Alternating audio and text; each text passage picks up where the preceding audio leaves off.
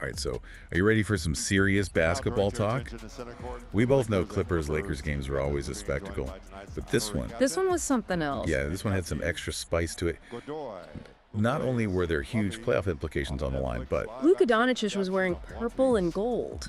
you're right. Luka's a Laker now. Remember that crazy offseason trade? It's wild, right? And this game was his debut. I mean, it's crazy how he instantly just transforms the team dynamic. Oh, totally. He's not just another scorer. His playmaking changes how the Lakers operate, like completely changes it. It really does. So Lakers snatched a win in overtime, 123 to 120.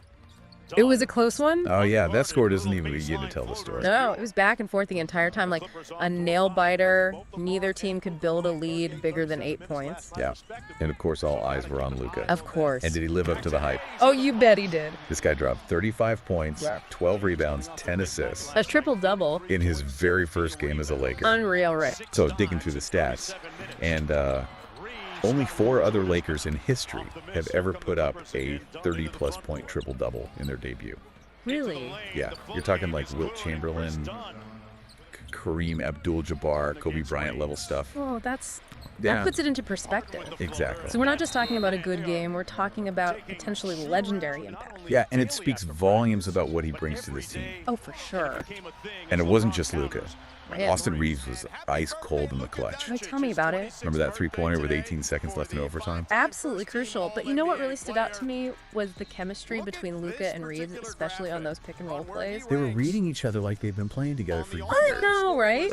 And that's key for the pick and roll to be truly effective. Like Luka's passing ability forces the defense to react, and it opens up those scoring opportunities for Reeves, whether it's a direct pass for the shot or a drive to the basket. It felt like every time the Clippers tried to take control, Luka and Reeves had an answer ready. They were in sync, for sure. But speaking of the Clippers, their star duo, Kawhi Leonard and Paul George, they definitely put up a fight. Oh, yeah? Kawhi was a scoring machine with 28 points. And Paul George added another 24. Yeah, and you know, while Luka was shining the Clippers, they faced their own challenges, particularly with turnovers. They ended the game with 15 total, and in a game like this, those mistakes. Those are killers. Exactly. Each turnover is a missed opportunity to score, and it often leads to fast break points for the opponent. And the Lakers were able to capitalize on several of the Clippers' miscues, and that contributed to their win. Turnovers really disrupt the flow of the game. Oh, for sure. And then there's the whole Kawhi Leonard situation. He only played 34 minutes.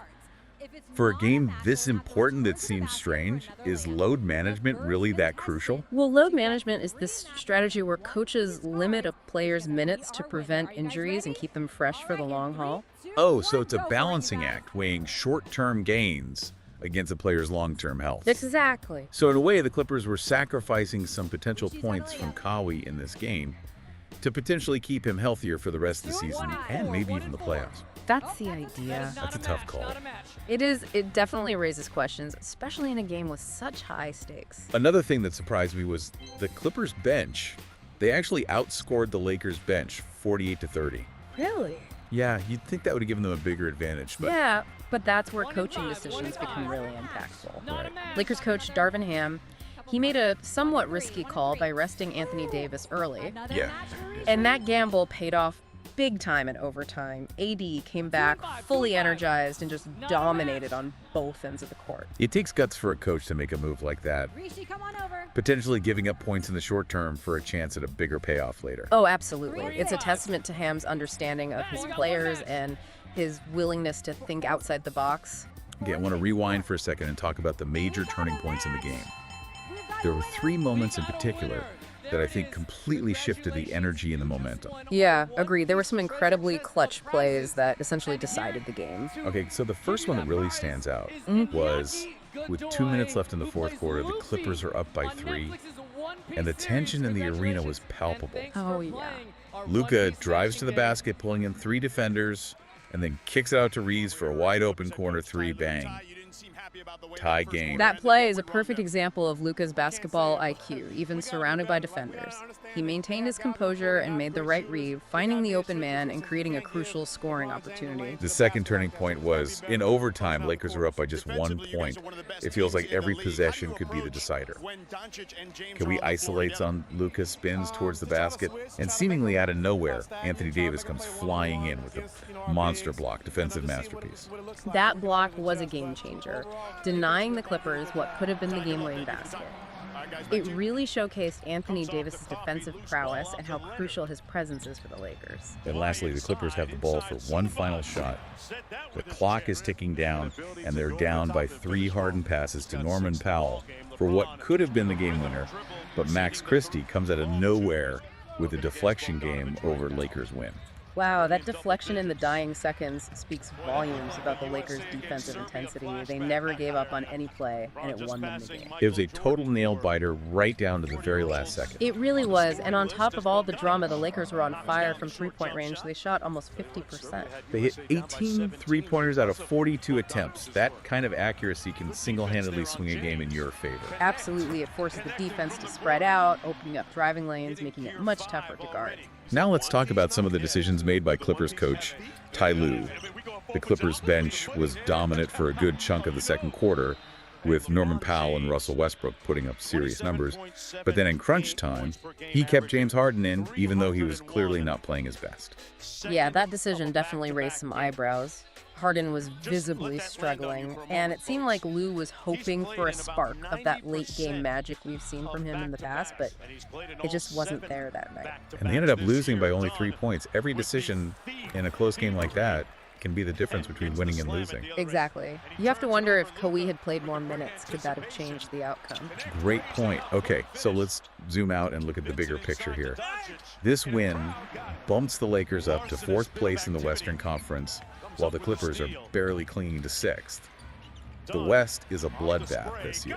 It is. Every game matters, and this win gives the Lakers a significant edge. The Clippers, on the other hand, they have some work to do if they want to secure a comfortable playoff spot.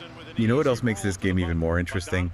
The social media frenzy afterwards. It was absolutely wild. For sure, Lakers fans were already crowning Luka as Magic 2.0 after just one game. And Clippers fans, well, let's just say they weren't quite as thrilled. I saw this hilarious meme of Kawhi facepalming with the caption, "I left Toronto for this." Classic. That's the beauty of these rivalry games, right? The passion, the humor, the instant memes, it's all part of the experience. Someone even tweeted that Austin Reeves is better than Michael Jordan in clutch time. Oh, wow. Now, that's a spicy take. That's a scorching hot take, but it just goes to show you the level of excitement and buzz this game generated. So, looking at everything we've unpacked, what stands out to you as the biggest takeaway from this deep dive? Do you think Luka is the missing piece that finally launches the Lakers into title contention? Or can the Clippers overcome those late-game struggles and make a deep playoff run? I mean, these are the big questions everyone's asking right now. It's still early in the season, of course, but this game has definitely shifted the landscape of the Western Conference in a major way. We've been focusing a lot on the players, but I'm curious about your thoughts on the coaches. Did their decisions ultimately swing this game one way or the other? That's an excellent point. Coaching often gets overlooked, but it can be just as crucial as the players' performances in this game. Darvin Ham's gamble to rest Anthony Davis early, it paid off handsomely. It did. It gave AD the energy he needed to dominate in overtime. On the flip side of the LOSU, Ty Lue's decision to stick with James Harden in crunch time, despite his struggles, backfired. Yeah. Those calls could have easily gone the other way, and we might be talking about a Clippers win right now. Exactly, and remember, this is just one game. It'll be fascinating to watch how both teams adjust and adapt their strategies as the season goes on. Every game is a learning experience, both for the players and the coaching staff.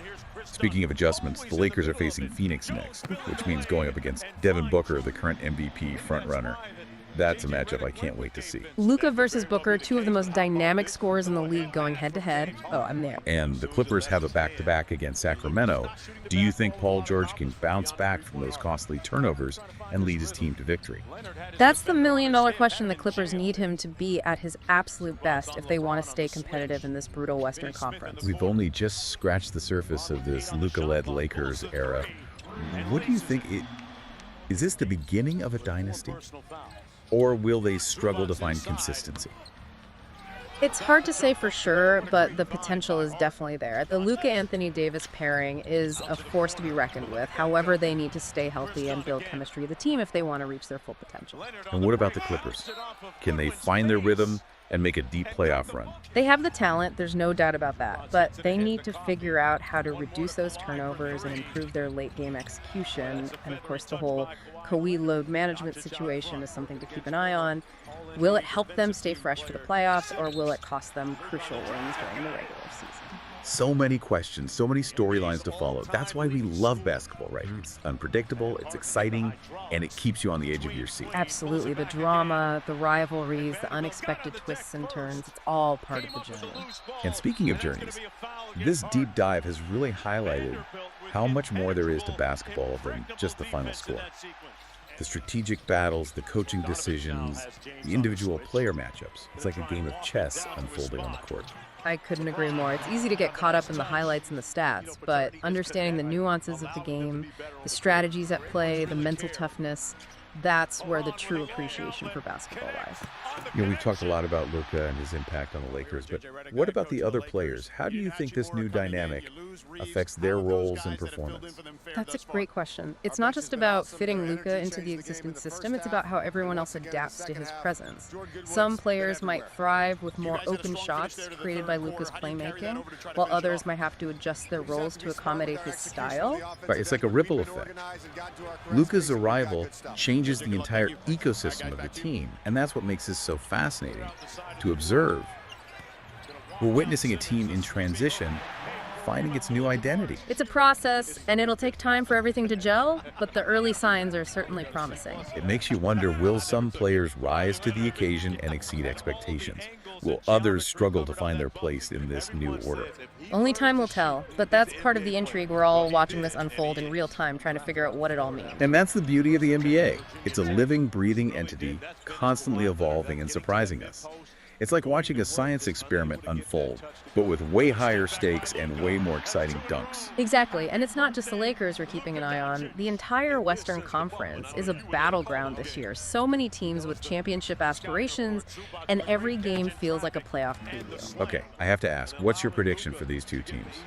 Are the Lakers, with Luka now in the mix, truly title contenders? Can the Clippers find that consistency they need to make a deep playoff run? I'm cautiously optimistic about the Lakers.